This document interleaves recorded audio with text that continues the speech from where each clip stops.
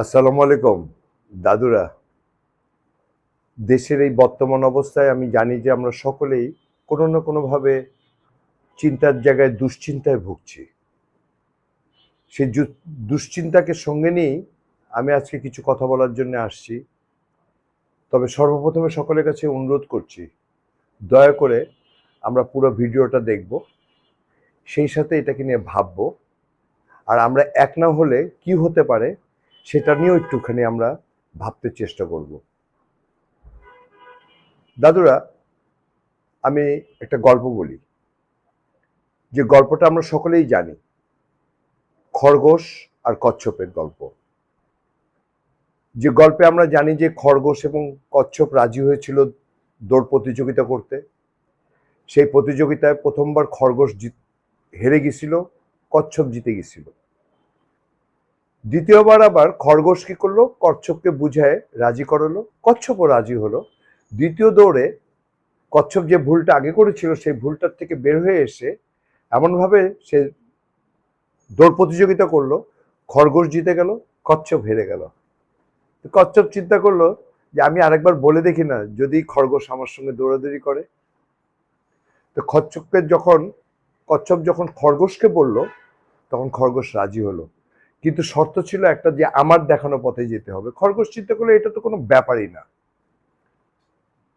যখন যাচ্ছে, যেতে যেতে খরগোশ আগে চলে গেছে, যে নদীর পাড়ে যখন আটকায় গেছে, কচ্ছপ আস্তে আস্তে আসছে, তো একটু সময় নিছে, কিন্তু তার পাশে এসে দাঁড়ায় দেখে যে খরগোশ দাঁড়ায় আছে।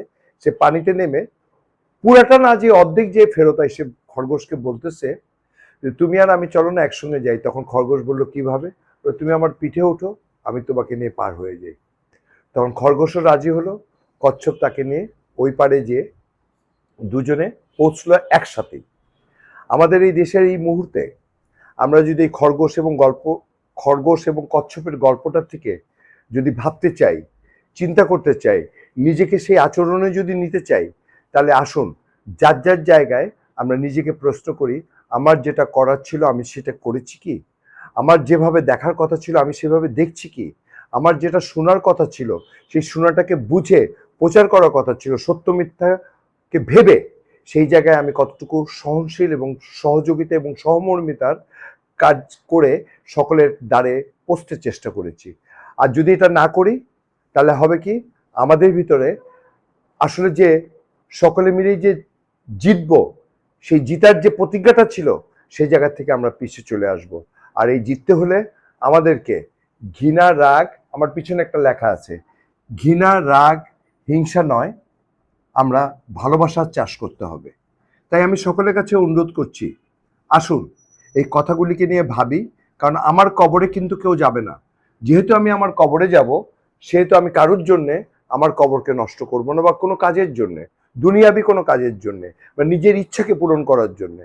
আজকে আর একটা কথা বলি, কয়েকদিন আগে দেখলাম যে শিবিরের একটা মিছিল বের হয়েছে, যেখানে নাকি শিবির বলছে যে একটা একটা লিগ ধরো, ধরে ধরে ভালো ভালো করো, একটা একটা লিগ ধরো, ধরে ধরে ভালো করো। আমি চিন্তা করলাম, এই শিবিরকে কিনা যারা একদিন বলেছে একটা একটা শিবির ধরো, সকাল বিকাল নাস্তা করো, সেই শিবির কিনা আজকে এরকম বলছে। এটি তো শিবির হওয়ার কথা ছিল, কারণ এরা হলো ইসলামিক ছাত্র শিবির। আর ইসলাম যেখানে আছে, সেই মানুষ কখনো অন্যের ক্ষতি আশা করতে পারে না। তাই আরেকজন আমাকে এটা বললো যে না না না, এই কথা বলেনি। আমি বললাম, যদি এই কথা না বলে থাকে তাহলে এটা ভুল বলেছে, কারণ শিবিরের এটা বলার কথা ছিল না। আর মানুষ মাত্রই তো ভুল, আর আল্লাহ ভুলকারীকে ক্ষমা করতে পছন্দ করে। সেহেতু ভুলকারীর সঙ্গে রাগ করলে কখনো ভুলকারীকে সংশোধন করানো যায় না, বরঞ্চ ভালোবাসা দিয়ে, স্নেহ দিয়ে তার বিপদে যদি তার পাশে দাঁড়াই, তাহলেই একটা মানুষকে সংশোধন এবং সুন্দর জায়গায় আনা যায়।